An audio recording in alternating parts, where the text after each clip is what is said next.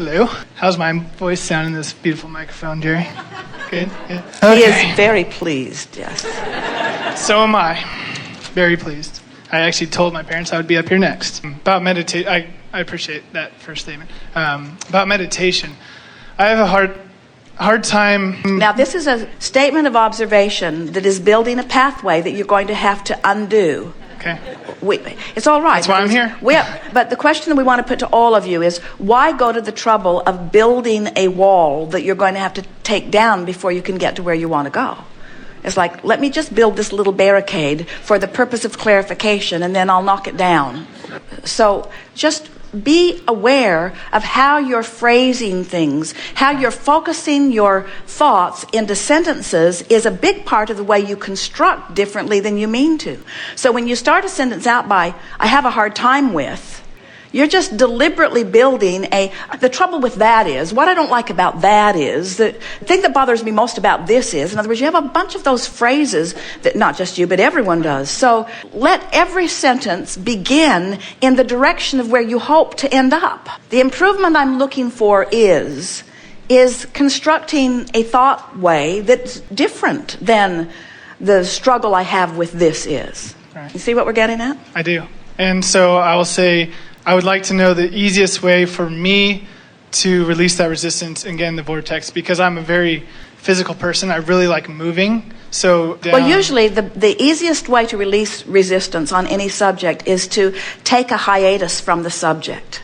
Because if you're having a hard time letting loose of it, it means it's specific. And the only reason it remains specific is because it's been getting quite a bit of recent traffic, quite a bit of recent attention. So if you can do something about diffusing the attention by saying things like, well, I don't have to think about that now, and I'll just put that on the back burner. And I know I've got the new and improved version of that in my vortex that's working its way out. And there isn't anything for me to do right now about that anyway. And when I take effort from the standpoint of the vibration that doesn't match it, it's just counterproductive anyway. So I think I'll just chill on this. Are those good statements? Later gator. Esther says later gator. Mm-hmm. Later gator. Later gator. It's her way of saying, if I think about it now, I know I will be constructing thought paths that later I will have to undo. So I'm going to think about it later from inside the vortex. Or I'm not going to think about it. Right. Do you ever have people that they want to talk about it now? I want to talk about this and I want to talk about this now. Please don't make me. I want to talk about this and I want to talk about this now. And you just know no good's going to come from it. It's just going to get bigger and badder and bigger and badder and bigger and badder. So the best mantra from this seminar is later gator. Okay. I guess I was just wondering if meditation is benefiting me at this time. Always. Okay. Every single time. Because a successful meditation is a stopping of thought. And a stopping of thought is a releasing of resistance. Have you been listening to this one yet? Yeah, I have actually. We've had it since it came out, and I listened to it. I was listening to it last night, but I just find myself really, okay, so I'll be on perfect breath count. I'll hear every word you say, and I'll be thinking another thought. Here's the thing to watch for. Several of you are listening to this, yes? So let's have a discussion about that just for a moment. So it takes some attention to get your breath synced up with the music, yes? Right. And when you do you feel sort of successful? So in that process, there is absolutely, no matter what mind chatter's happening, no matter what, if you manage to get your breath synced up with the music, you have deactivated some thought. Maybe not all, but you have deactivated some resistance, and you are less resistant than you were before, no matter what. So let's say that you are listening to the words, but let's say that you're not really hearing what they're saying. That's all right. That means you're in a diffused state. That means you're in a defocused state. That means you're in an allowing state. Now let's say that the word springs forward and you hear it. Suddenly you are really aware of the words that we are speaking while you are listening.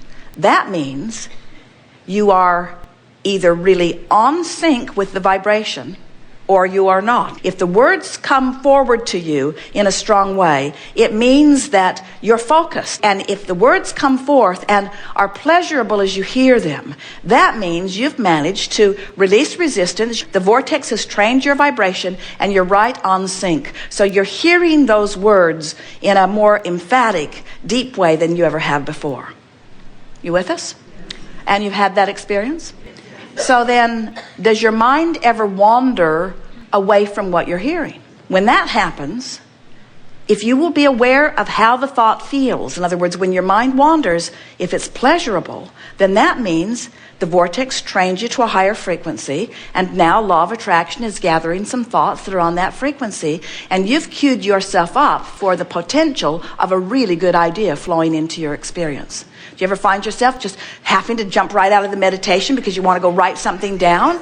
That's what happened. The meditation trained your vibration upward. You got in rhythm with what's in your vortex, and now what's in the vortex is revealing itself to you in the form of good ideas, you see. Jerry and Esther, as they first began listening to the recordings, they found their mind was quieted, and then they found that their mind was moving, which meant that they got onto the wavelength of their vortex right away, and now the vortex is feeding information to them. All of that is a very good thing. In other words, we're not trying to teach you to have a quieted mind. We're trying to teach you how to have no resistance. But the path for most people to no resistance is a quiet mind, because it's easier to teach you to have no thought than to have pure positive thought. So then they noticed that they were having a little mind chatter. And it happened to both of them on the same day, in the same moment. And when they came out of meditation, they said to each other, "Was your mind moving around?" And the other one said, "Yes." And then they said, "We need to talk to Abraham." And we said, "You have achieved vibrational alignment with who you are, and now you're picking up on things that match that from inside your vortex." That is co-creation at its best. So then they noticed that when they listened to the general well-being meditation, right into the vortex, and it was blissful. When they listened to the financial one, right into the vortex, it was blissful.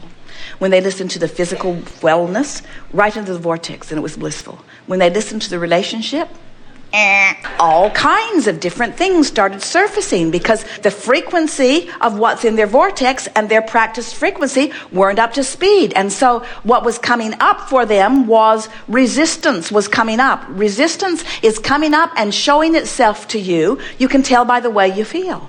So your work is to just sort of breathe it away. So are you getting the sense of what we've been talking about here in terms of more specific and negative, less specific and negative, really general and negative, really general and positive, more specific and positive? So that's what's going on. In other words, if you're really specific and negative, then anything that you can do to quiet your mind, which means maybe drop out of school, maybe go to the beach, maybe go get a massage, do anything you can to sort of break that attraction or those thought waves. But eventually you want to get hold of what's going on with the power of your own mind. You have the ability to bring yourself into alignment with who you are, and then think really specific thoughts about it.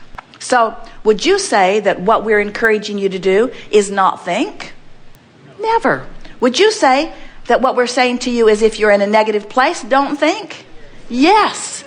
If you're in a negative place, don't think, don't speak, don't call anyone, don't send an email, don't build the thought waves. If you're in a negative place, you have one thing to do: chill. You have one thing to do. Do anything that you can do to break the patterns of thought. And so meditation is the best thing that we know of, because it causes you to focus in a way that will release the resistance.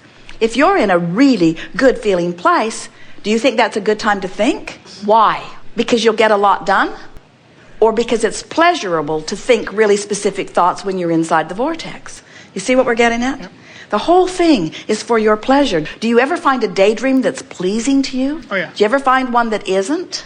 Isn't it clear that you want to focus yourself into the vortex, into alignment? And there are all kinds of benefits that come from it. But the thing that we want you, and we can feel you picking up on it more and more, we want you to acknowledge the existence of the vortex, the perfection of what's gathered there, and your singular intention regarding it. Your singular intention is to get in there and let it have its way with you. Get in there and let law of attraction reveal to you everything that you've incrementally put in there, you see. So when someone says, I need to know what I'm intending. I need to think about what I want. We say, you've already done that. It's already in there. Now, that effort is counterproductive, because the more you try to think about what you think you want from your place of thinking that you don't have it, the more you introduce resistance to the whole thing and bog the whole thing down. So is it really possible that the flower children had it right all along? Is it really possible? Is it really possible that it's just about letting go? And we say yes, but a lot of them weren't doing it either. In other words, you can't be a protester and protest your way into the vortex. You can't be against anything and get into the vortex. The vortex represents the vibrational version of all that you have created through all that you have lived, and stands as the culmination of all that you are, and is incessantly calling you gently and softly and steadily, but dynamically and powerfully forward into not an instant manifestation, but into a path that as it unfolds will give you what you've all come forth to live, a really rich and delicious and satisfying moment-to-moment experience. When you take the time to get into the vortex, and then you get out into traffic, then you get out into the flow of things, the universe dances with you. Butterflies come by at the right moment. Birds come by at the right moment. People and children and dogs with their heads out the window, and traffic, people who will yield for you, and traffic signals, and the way you breathe, and the way your cells are metabolizing, and the way your blood is flowing. In other words, there is a level of delicious creation in a physical body, the likes of which most people have deprived themselves all of your life. And when you start breathing yourself into alignment, and then you go out into the day, tuned in, tapped in, turned on to the fullness of who you are, and you allow this benevolent universe who has your number, who knows every single thing about everything that you want, just feeding you the gentle thoughts, the gentle images, the interaction with others, the ideas. You find yourself thinking of things just at the right moment. The edge comes off of everything. You become more productive. You have more fun. In other words, life in the vortex is really, really delicious. And by that, we mean productive in the highest sense of the word, but the productivity that we're looking for all of you is joy, joy, joy, joy, joy, joy, joy. And when you let that joy be your mantra and your quest, and you train yourself into the vortex, then not only do you get joy and money. Not only do you get joy and a lot of good friends around you. Not only do you get joy, but you get joy in a really good feeling body, in a beautiful place to live, and in a beautiful environment around you. And the universe will just knock itself out to deliver to you every incremental thing that you've ever thought was a really good idea, if you will just take time to get into the vortex. We've enjoyed this interaction more than words can convey. It's a very satisfying experience to stand inside your vortex in full awareness and recognition of all that you are, and then to watch you deliberately join that vibration. Way more fun than waiting for you to croak to do it, although it's good in any case. It has been our desire to convey to you here today the ease that's available to you, that you haven't been tapping into. The leverage that's available to you from inside the vortex is extraordinary in compared to the effort that you offer from outside the vortex. You have a cooperative universe. This is the energy that creates worlds. This is the same energy that keeps your planet spinning in its orbit in perfect proximity to other planets. This is the same attention and interest and love that is available to you all day, every day. We know that we have conveyed with great persuasion the existence of the vortex, and we can feel your ownership of it. In other words, we know you get it intellectually. And today has been our favorite day ever of demonstrating how easy it is to get into the vortex, how easy it is to milk the vortex, and how easy it is to slip from it without even noticing that you have done it. In other words, you will never again move in and out of your vortex without being aware that you're moving in and out of your vortex. The question really is, how deliberate are you going to be about the moving into the vortex, and how aware are you going to be as you move out of the vortex? That's really what we want this conversation to have produced within you. The true power lies in the silence between the words, and the vibrational rhythm between the thoughts, and the ease between the effort, and the peace between the trying. The true power is in the allowing of the universe to yield to you what you've already queued up for it. So think as long as it's fun, and try as long as it's easy, and speak as long as it feels good, and otherwise, take a nap. There is great love here for you. And as always, we remain in the vortex.